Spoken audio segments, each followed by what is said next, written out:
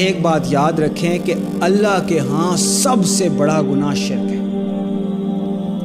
اللہ تعالیٰ کوئی بھی گناہ معاف کر دے، لیکن اللہ تعالیٰ نے خود اپنا فیصلہ سنایا ہے کہ میں شرک کبھی معاف نہیں۔ شرک کے بعد اللہ کے ہاں یہ چیز یاد رکھیں کہ سب سے بڑا گناہ وہ کیا ہے؟ وہ عمل قوم لوط ہے۔